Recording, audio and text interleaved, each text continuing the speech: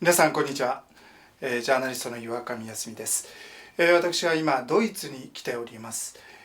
ドイツのここはですね、ビスバーデンという町なんですけれども、南部の方の町ですね、そちらの方に来ております。本日はこのちょっとタイトルはおどろおどろしいんですけれどもね、ペンタゴン戦慄の完全支配、というご著書をお書きになりました F. ウィリアム・イングドールさん、F というこの頭文字をですねつけてくださいと、これご本人の要望なんですけれども、なぜなのかそれはご本人にこれからお聞きしたいと思いますが、このウィリアム・イングドールさんにお話を伺いたいと思っております。ということで、イングドールさん、よろしくお願いします。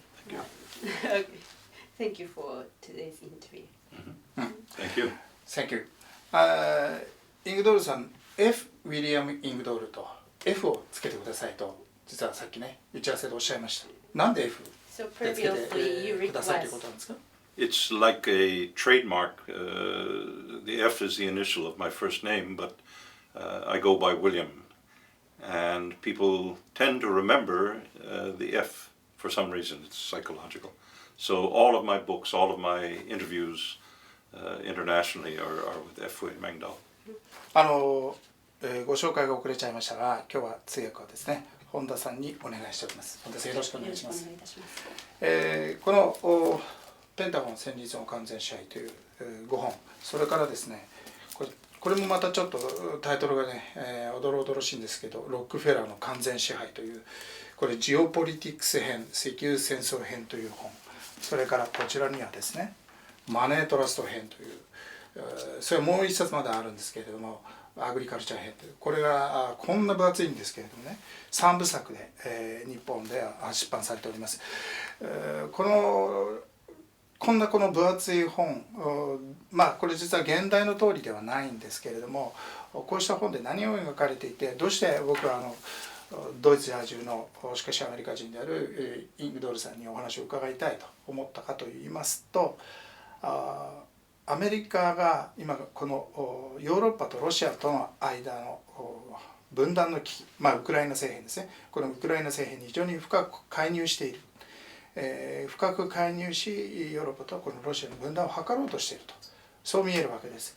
でそのことを、それは去年の終わりから大変危機が深刻化したわけですけれども、イングドールさんはこのヨーロッパとロシアの間の問題をすでにかなり詳しく2009年ぐらいの時点でお書きになってらっしゃるんですね。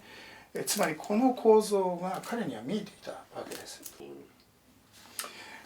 この構造についてイングドールさんは現代の問題を分析するだけではなく、100年前の第一次大戦当時の大英帝国の果たした役割ということを分析して、それと重ね合わせて論じておられます。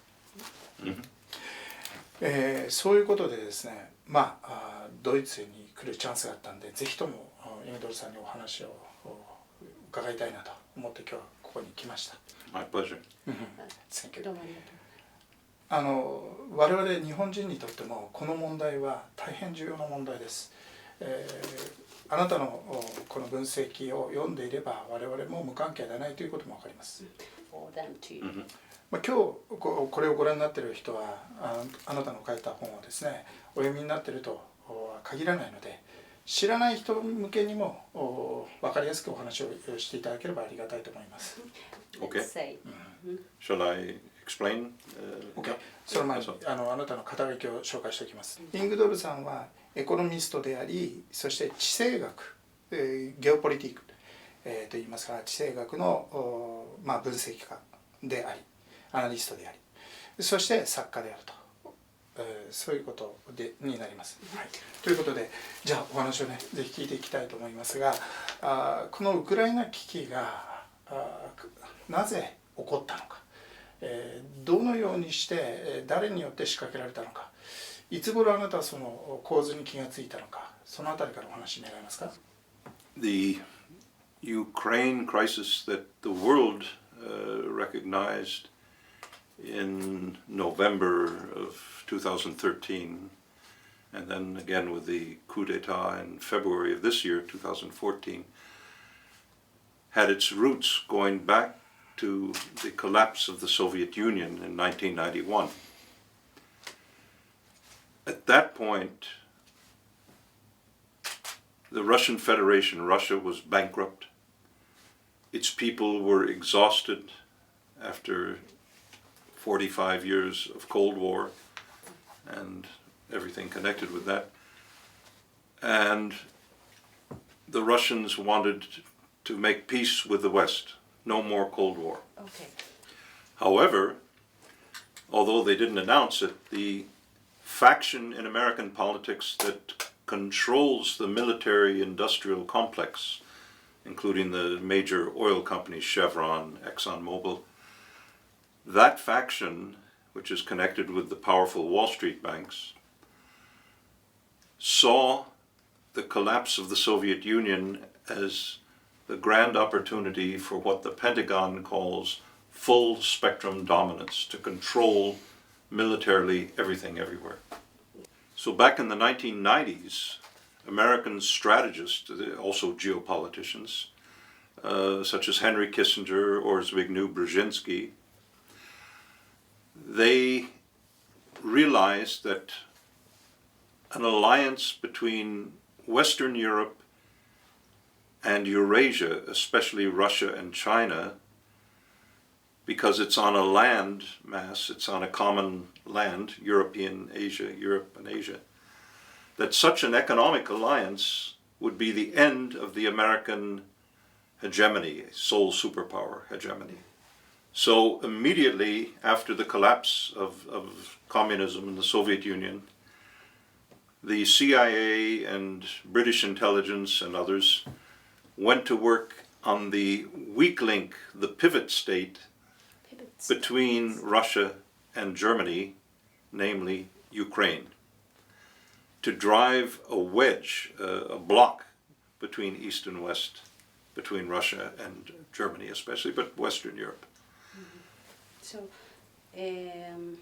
pivot state is... Pivot is a geopolitical term. It means a state which itself is not important as an economic power like Japan or China or Germany, but because of its unique geography, where it is on the map. If you make chaos, if you make a fire in Ukraine, the fire will burn Russia and Europe both.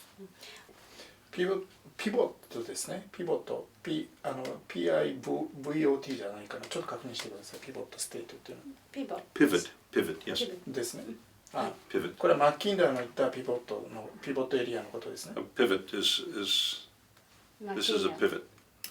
Mackinga described this. Yes, he uses That's the term. Heartland.